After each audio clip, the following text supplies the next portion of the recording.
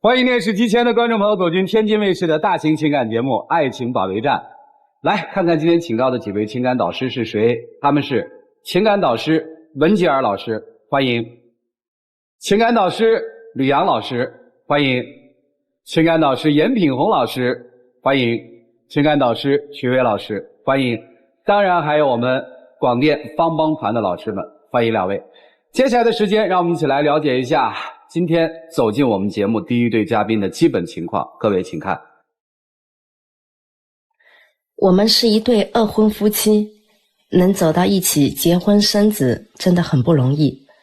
可婚后我却发现外界的舆论让我老公变得特别敏感，还有面对我家人的质疑，他也选择粗暴的方式处理，让我夹在中间更是为难。我觉得呢，我为了我们这段感情付出已经很多了，可是他呢，从来也没有给过我任何的肯定。现在呢，对我的态度也是越发的强势。我觉得他现在变得太自私了。我们各自和前一段婚姻的羁绊，也让我们之间变得互相猜疑。他总是这样不考虑我的感受，这么自私的话，让我现在真的不知道该和他怎么走下去了。有请这对夫妻，有请。宋先生36岁，来自天津个体；王女士34岁，来自浙江个体。有请两位，有请。主持人好。好，非常好，欢迎两位哈。小片里说的是再婚夫妻，怎么认识的呀？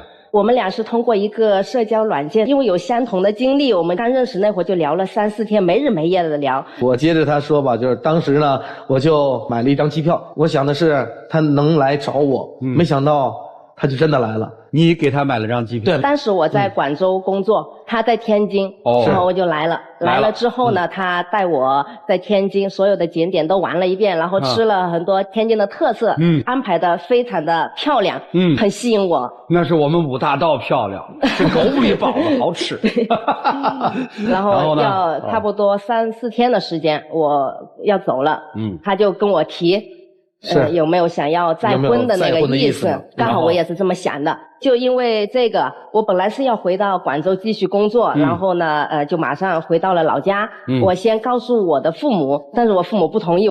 因为我从小性格就是比较独立的，所以不顾父母的反对，我就带了户口本又来天津找他来了。然后呢？然后我们俩就领证了。不是我这扳着手指算了一下啊，不到15天吧？差不多1个月吧。那你们这就算闪婚？闪婚。结婚到今年第几年？第3年。小片里说还有个娃是吧？然后在上一段婚姻当中，你有孩子？对，我跟我的前夫有个儿子。你呢？我有个女儿。现在是谁在？孩子跟了前夫了。前夫。您呢？对，我这边跟了我的爸妈。一开始挺幸福的但是后来一个是因为我父母反对，我们俩就买机票回我老家，他见我的父母去了。领完证之后呢，我也是很礼貌的，就是大包小包的东西去看对方的父母还有他的哥哥嫂子，然后给他们看了结婚证。可是你爸妈也好，你哥哥也好，我热脸去贴他们的冷屁股了，凭什么呢？首先他是觉得，如果你真的是有礼貌，你应该在结婚之前通知他们，而不是我也是带着证，拍到他们面前，我这个女儿我带走了，带走了没问题。但是你当时吃饭的态度是什么样子呢？他哥吃整个一顿饭，看着手机，一直在玩游戏。媳妇儿都娶到家了，这还是个事儿吗？是个事儿，肯定是个事儿啊，主持人。他不搭理你是对的呀。我们要真从礼数来讲，我得提亲吧。这个你没有提亲，我是没有提亲，你是继承了事实之后去了。对，我可以选择接受你，也可以选择不接受你。那凭什么呢？国家都认可我了，对不对？国家认可了没问题，对吧？对呀。我姑娘认可了，是我姑娘认可，没问题吧？对，没错啊。我作为你岳父，我有权利不喜欢你，可不可以？可以。对，他很有，那可以。您来我家吃饭了，我给您做好饭了，我态度上面有点不好，可不可以？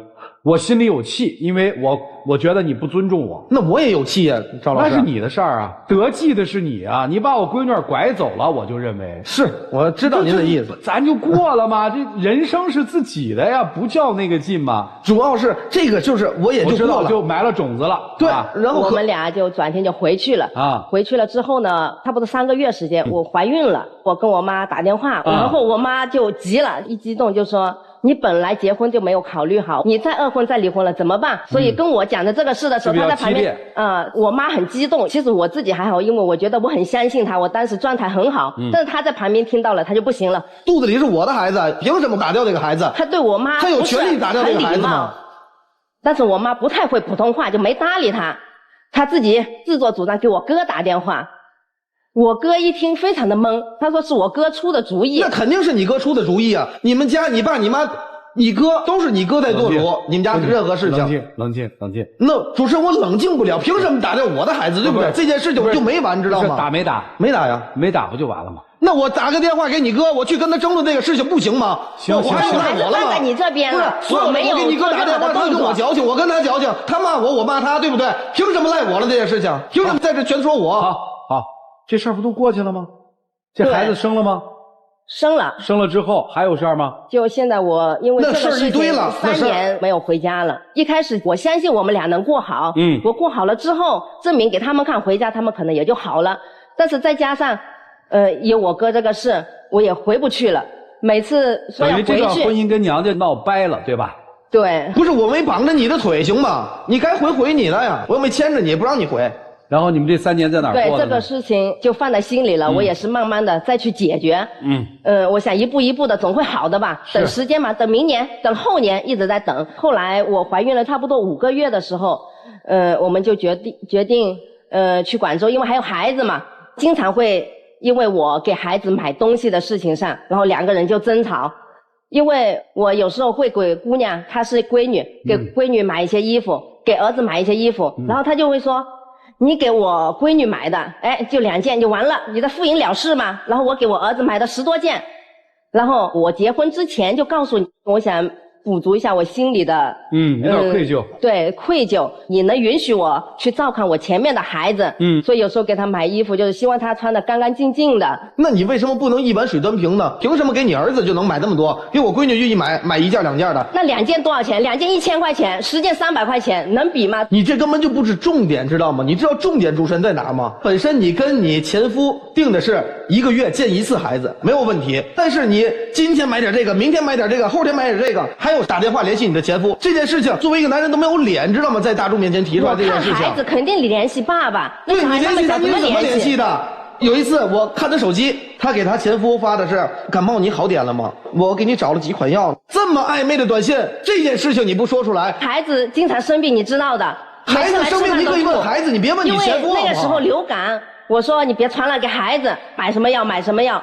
你叫孩子买药，你为什么要照顾你的前夫呢？你前夫，哎呀，你感冒好点没有？你不会问你孩子感冒好点没有？你们俩既然没有关系了，你为什么要问他呢？你问我吗？领证的时候你说的很好的，2个人要坦诚，没关系，你看孩子看孩子，我跟你一起看，他也是自己孩子，以后大了来也没关系。但是后来呢，你看我每次看孩子，你都有意见，每次都要问，那你自己呢？你自己不是跟前妻还有联系吗？你别说我怎么了？我没有事儿。你回去跟前妻做活动，你没有通知我，而且那次本来都是带着我跟孩子的，去哪都带着。后来你说孩子太小了，怕你们累着，你们别来回折腾了，我自己回去就行了。3天时间就回来了。不是，你既然都说出来了，我是怕你们累，我真是怕你累，行不行？咱的孩子太小，你带着咱的孩子，没错吧？你跟我广州、天津2300公里的来回折腾，而且你得好好的带我儿子。那为什么到我身上的时候，你就觉得我联系前夫多了呢？对吗？好，不是，本来就是你联系前夫多了，我联系我前夫。我们听懂了，不，咱们不喊。越吵越没边，伤感情，咱不伤感情。我觉得太偏心了，为什么每次都让他说，我不让我说呢？那我的冤处怎么办呢？不是有啥冤的呀？不是，为什么就一个男女平等的社会，为什么光他说呢？那我呢？你说了以后，对这个事儿，你要解决这个问题啊，兄弟。你是准备不跟他过了，还想跟他继续过呀？随便都随便，你看真无所谓。不是真的，我凭什么我太冤了，行吗？不是你说出来又如何呢？哪个男人能接受得了？他跟前夫还勾勾搭搭，对不对？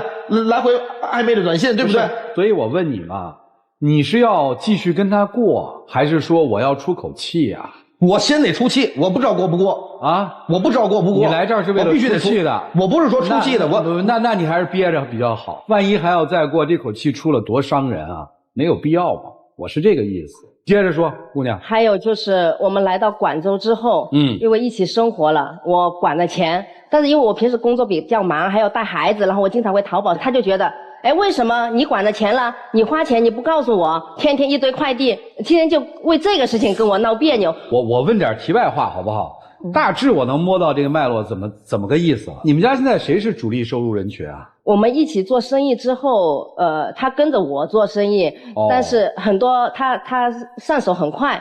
差不多对我生意也很有帮助，很多客户都是他的，但是流水都是从我这里走。哦，你媳妇儿可以啊，她说话真是挺给你留体面的。我大概理解就是在财务上面两个人有冲突，是吧？对，就是谁管钱，怎么个使用方式上面有冲突。对。那从你妻子眼里是几大问题嘛？跟她娘家的冲突，对吧？然后孩子问题上的冲突，进而由孩子引起的跟前夫之间关系的这个冲突，再加上你们这个家庭财务的使用和支配方式上的冲突，是4大冲突，对吧？还有一点，您说。还有一点，因为他来广州了没有朋友，我也考虑到了，然后又帮我打点生意了。我就想带他多见见我的朋友，快速的融入这个圈子。但是呢，跟我朋友每次聚完会之后，心里又不开心，不知道闹得什么别扭。到了广州之后，我放弃了就暂时的也是放弃了我天津的工作也好，放弃了我天津的事业也好，朋友也好。我到了广州，我真的人生地不熟。他让我见他的朋友，见他的朋友没有问题，我也跟着去，对吧？是吃饭也好，唱歌也好，都没有问题。他们私底下就说他们的家乡话了，温州话，对吧？是或者说粤语。我一句我也听不懂，然后呢，他们说着还窃窃私语，眼睛还看着我，那我受得了吗？那肯定跟他前夫去比较。你在推测哈？啊，是，那肯定是这么说的，那不用推测，用大脚豆都想不出来。你看他总是在推测，我哥那件事情也在想象是别人的责任。那你哥肯定你向着你哥，你不会向着我呀，对不对？那是你的至亲呢。我不向着你，我现在还跟你好好的走下去，孩子都这么大了，你从来不了解我的心。哎。那赵老师，还有就是，他打算就是说让我爸妈还有我女儿一起到广州生活，看似是他特别好心，对不对？其实满不是，3个我都脑子都转不过他一个，我也是嘴也笨，然后脑子也笨。他想让我爸妈跟女儿过去，其实呢，他的私心就是让我爸妈给他带我们现在的孩子去。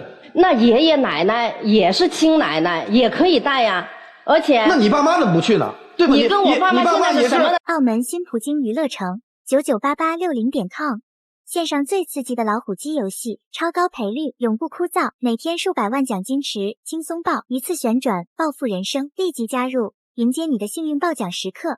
澳门新葡京娱乐城998860.com。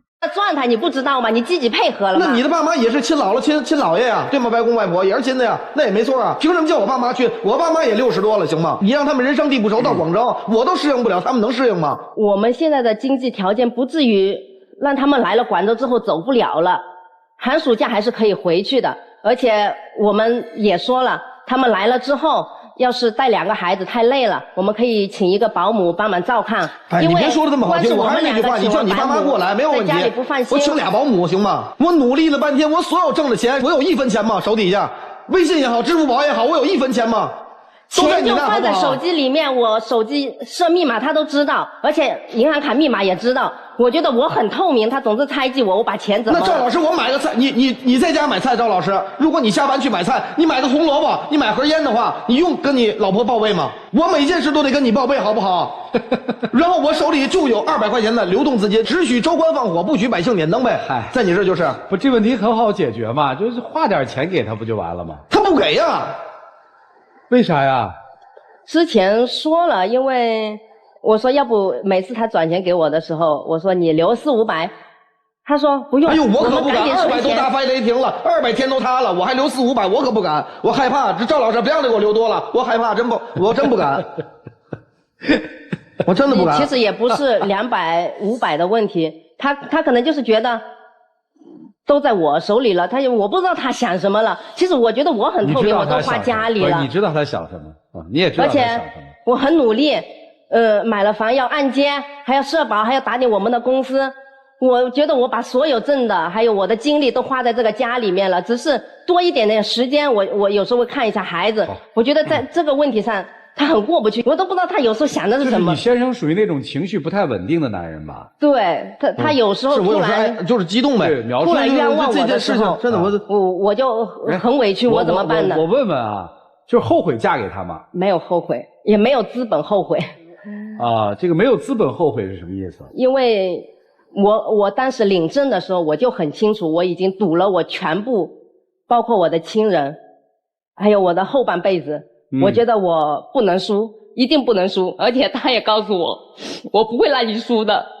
我也同样告诉他，因为都有一段失败的婚姻，可能前一段婚姻离婚了，会对当时不知道，离完婚知道，会对双方的家人还有亲戚父母孩子造成不可磨灭的伤害。你离婚之后多久你们俩在一起的呀？差不多1年吧。所以你媳妇儿的苦是什么呢？我看重的是这个男人。对于别人我都不看重，但是恰恰我最看重这个男人，怎么不能理解我的苦？这是他的苦。你说你的苦，好几个方面。对，孩子方面，我觉得3个孩子凭什么不一碗水端平？因为一碗水端不平啊。那端不平，凭什么呢？端不平的别凭什么？很简单呀，你闺女是你的闺女，对吧？你儿子是你儿子，是吧？那凭什么爷爷奶奶能带闺女不能带儿子呢？对。所以这一碗水怎么端得平呢？你这不说的都是气话吗？我们不是说客观上面大家愿意一碗水端平，但是客观上面真的端不平。对，就端不平。所以说端不平有什么？你做爹的你多去做一点嘛，就完了吗？这事儿你非要较这个真儿？那我可以对我的儿子、对我的闺女多做一点，没有问题。我对他的孩子也可以当个孩子，就没问题啊。没问题啊，但是我要少对他的孩子有一点不公平，他就该说了。所以你们可以调整方案吗？那怎么调整？没法调整，就是这样。不是客观这事儿摆在这儿了吗？对不对？就是你现在有一个现实，通过你们俩的接触，你们俩发现一碗水端平这件事儿有点不太现实。那他的儿子已经不归他的抚养权了，对不对？那是他儿子。对，但是那是他掉下来的肉，那你不能这么说。你给她老公养儿子，你心里舒服啊？我肯定不会的，不舒服啊，对，肯定不舒服。你给她前妻养闺女，你心里舒服啊？肯定也不舒服吗？那不舒服就能做到什么样就做到什么样，彼此不挑理不就完了吗？你别挑他的理，他别挑你的理，你们俩这事儿不就过了吗？对吧？这个容易解决。对，还有什么？还有就是钱方面，对吧？我既然都行，我知道了，跟你到了广州了，全懂了。我替他说一句话啊。你让一天津孩子到外地，特别是在这儿还有孩子，父母还在这儿呢，就这件事儿对于天津孩子来说已经是一特别特别大的事儿，不管男孩还是女孩。天津卫的姑娘是不外嫁的，天津卫的小子除了特别的情况，就像他这种儿子闺女都有的，爹妈还帮着看闺女的，他能跟你去广州，这事儿对他来说已经做出了天大的付出了。他跟你们那温州文化又不一样，我倒觉得天大的事儿是你跟他父母的事儿，其他的事儿都是小事儿。对，跟他父母恰恰那件事儿是没有办法在短时间内修复的，因为你们错过了特别好的修复机会。就这段婚姻里面，你看你情绪平静下来了，那感觉这婚姻还挺好的。你一上头的时候，我们觉得这日子就过不下去了，所以一直问你目的是什么？您的目的应该是想方设法的让这个日子过好，对吧？不是想让它拆了，是吧？是怎么把这些坑都给填平了？那你们听听老师们的建议，好不好？来，我们一起进入丘比特问卷。我从整场听下来，我其实没有听到王女士在处理你丈夫和你的父母之间的关系里面的正向的引导。我既没有听到你对于你丈夫做出这段关系的这个努力的肯定，我也没有听到说你为你的丈夫在你的父母面前为他去做的努力。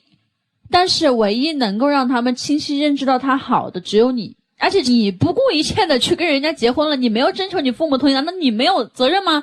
这是你们俩一起闯的祸啊！你让他全部都背锅，这对吗？你们俩生孩子你情我愿的事情，怎么让你们家所有人把怨气发在他身上？他现在在这里嘎嘎一顿嚎，为啥呀？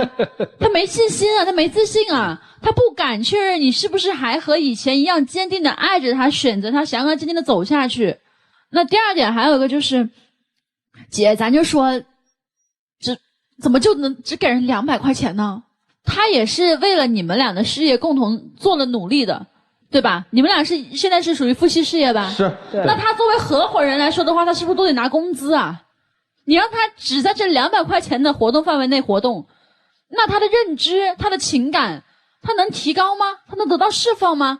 我觉得你们两个其实从情感上来说没有很大的一个问题，但我要替女生说一个事情，就是她已经34岁了，她的父母的年纪可能60、70岁了，你想要去改变老人的观点，我觉得这个事情基本上可以放弃掉。你其实更多的只要在意你的老婆怎么想就好了，因为未来的日子是你们2个人过。然后其实刚刚女生有一个话，我作为女生来说啊，我其实是能理解的，就是她说她给你的女儿买衣服买的什么都是1000多块钱的，然后她给她自己的小孩买的可能10件衣服可能才300块钱。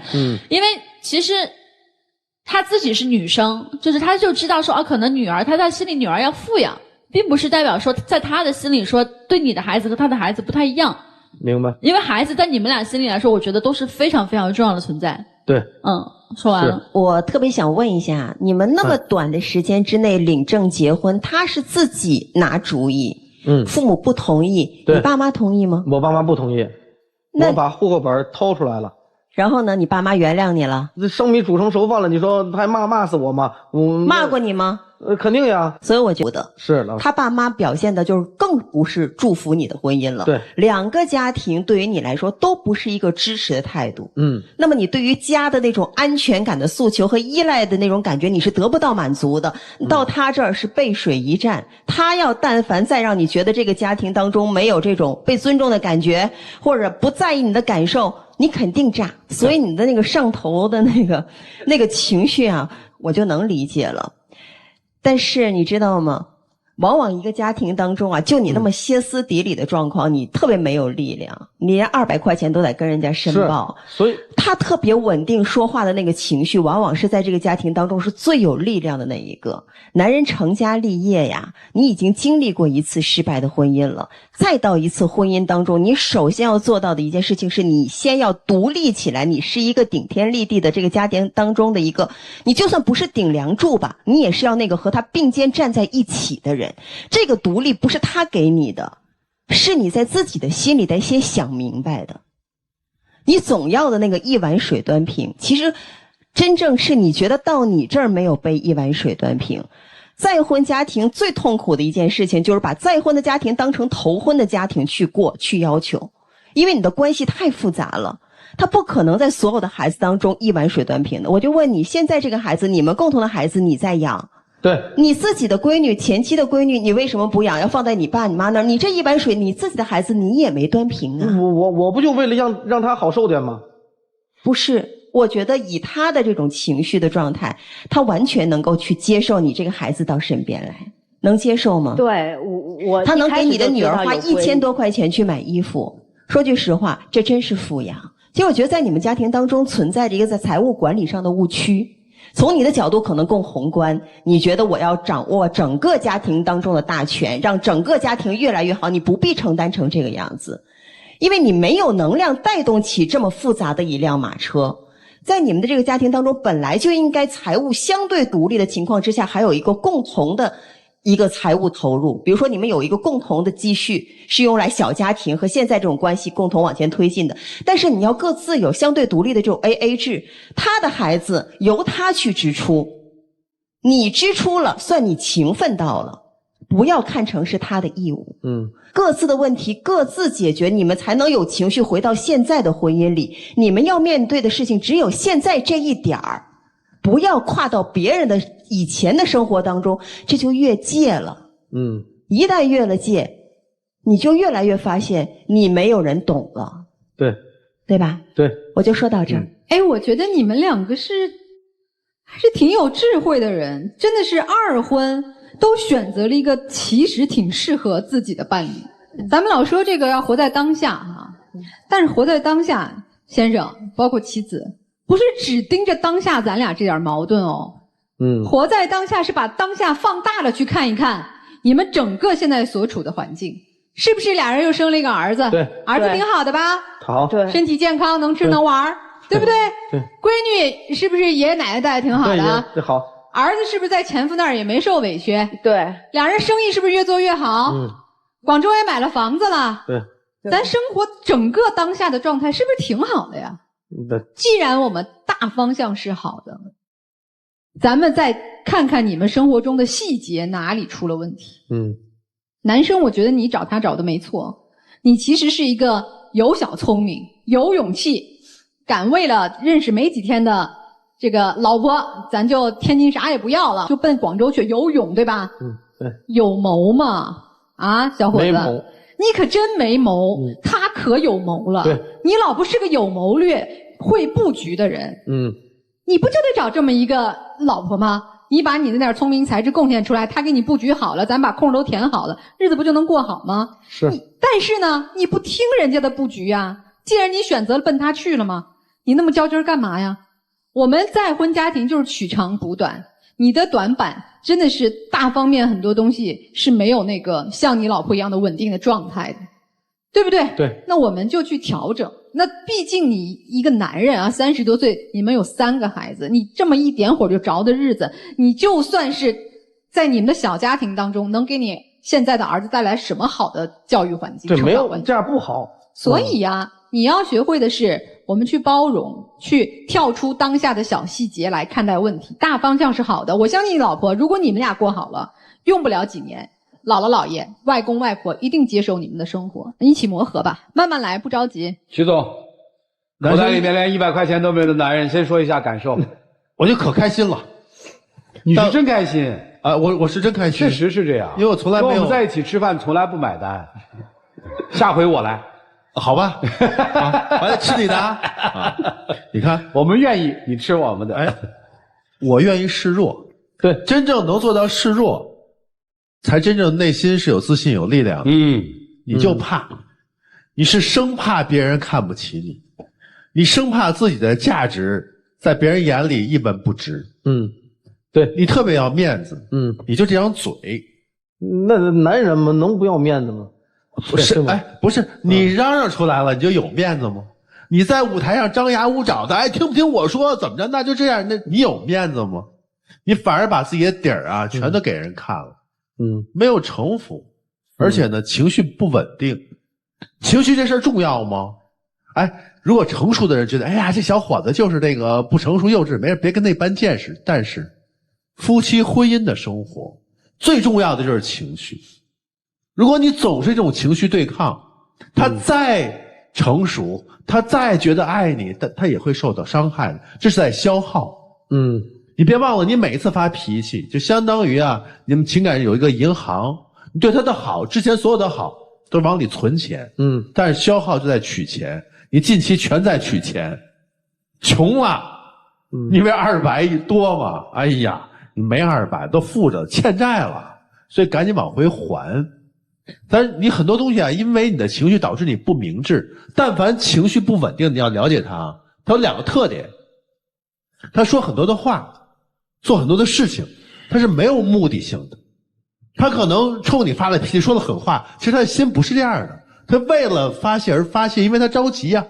第二一个，人际关系啊很容易搞砸，对，因为他的冲动。所以说，如此来看，你的父母过来带孩子，远远是比他的父母过来带孩子好得多。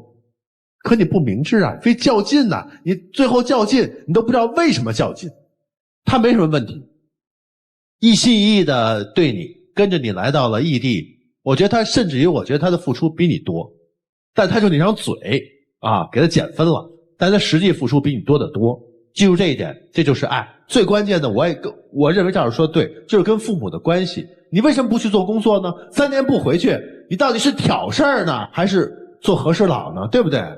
你懂点事儿啊，是吧？你比他懂事儿，虽然你比他小2岁，是不是？对，你跟他3年不回去，这不加深他们之间的矛盾吗？就这。来吧，你们听听广电帮帮团的老师们有什么意见？再婚夫妻很多都是权衡利弊之后的结合，但你们呢，就是不顾父母反对，为爱奔赴。其实我还挺感动的。你们可能高估了自己的这个能力啊，但是别较真儿，真的别较真儿。我觉得他做的挺好的。就是他在默默的为你的孩子去付出爱，然后我觉得时间久了，父母都是能看得到的。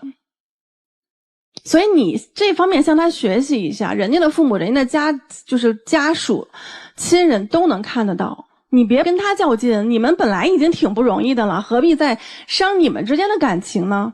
我还是祝福你们，我觉得你们还可以，没有什么太大问题，好吧？你好好跟你媳妇儿学学啊。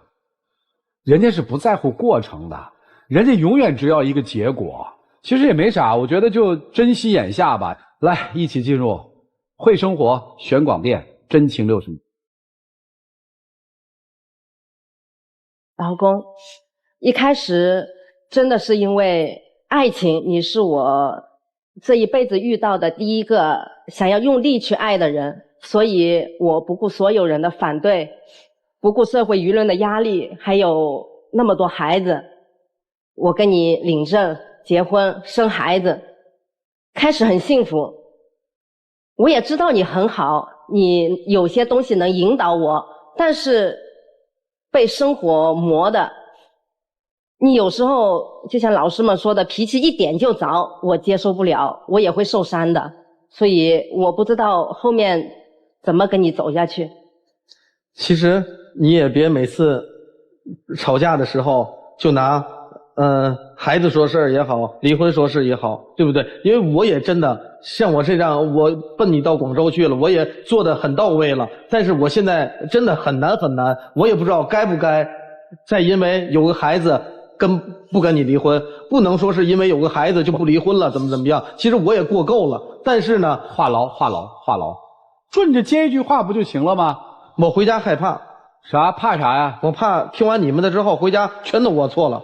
这个没有对错呀，这哪有输赢？而且以后行，我不说了，我话多，谢谢两位，请回。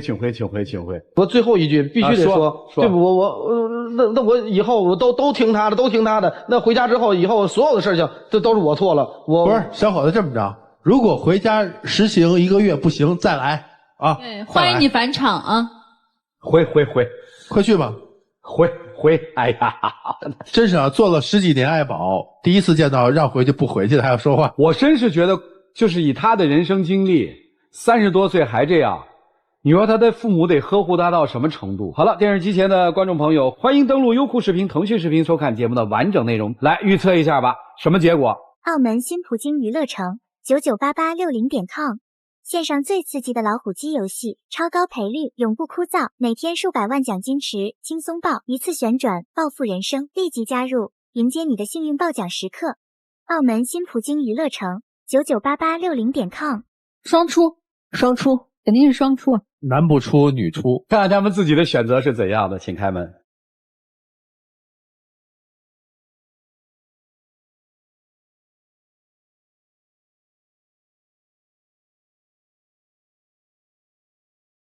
来，一起见证属于他们的浪漫时刻。各位，请见证。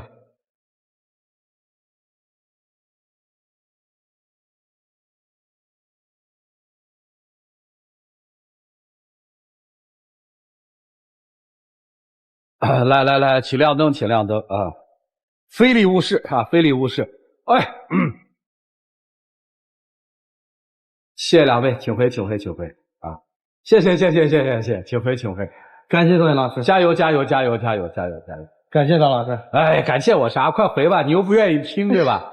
他想明白了，我不听他的话，我就堵他的嘴。没有，周老师愿意听，谢谢大家，谢谢。